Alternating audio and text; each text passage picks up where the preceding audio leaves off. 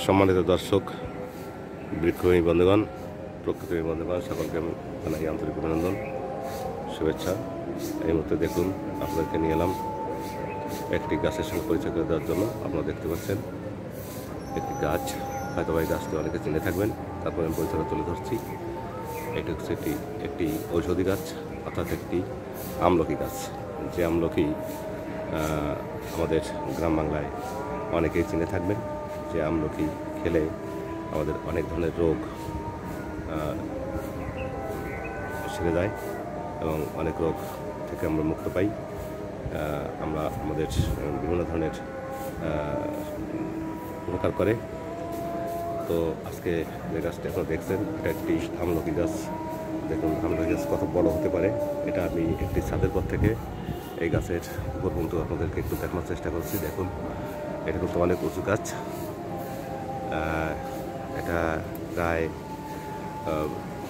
30 থেকে 35 ফুট উচ্চতা হবে আনুমানিক। দেখুন উপরটা দেখাচ্ছি, উপর থেকে এবার নিচের দিকে একটু চলে যাচ্ছি আমরা। সবুজ পাতা দেখুন কতটা মুগ্ধতা ছড়াচ্ছে। সত্যি পাতাগুলো খুবই সজীবতা ফিরে পেয়েছে।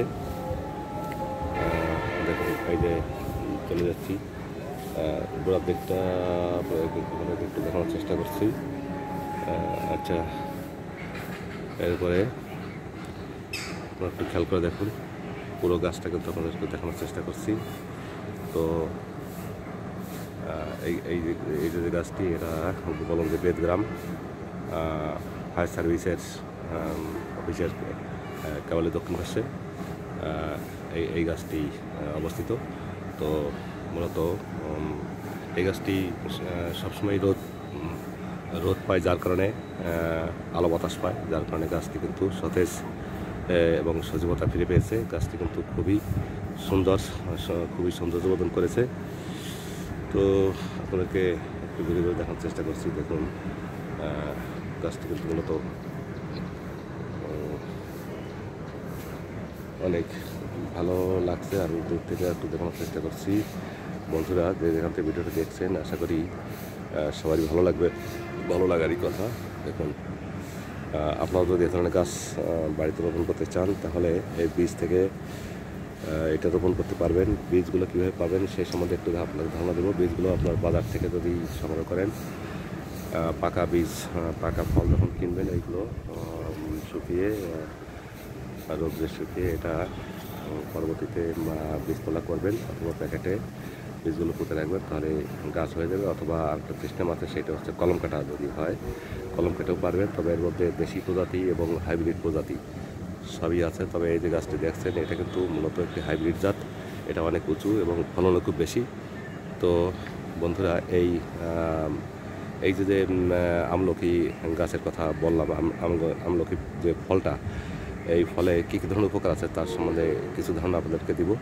সেইটা হচ্ছে, এই ফল কাঁচা খেলে আপনার গ্যাস্ট্রিক দমন থাকবে, আর আপনার লিভার ভালো থাকবে, হজম শক্তি ভালো থাকবে, আপনার ক্ষুধা বৃদ্ধি পাবে।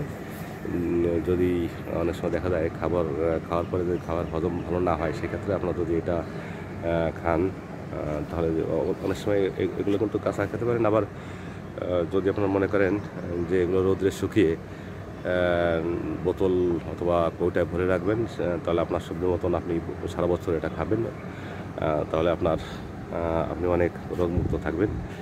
তো আসলে এই আমলকি দিয়ে অনেক সিরাপ তৈরি হয়, অনেক ওষুধ তৈরি হয়।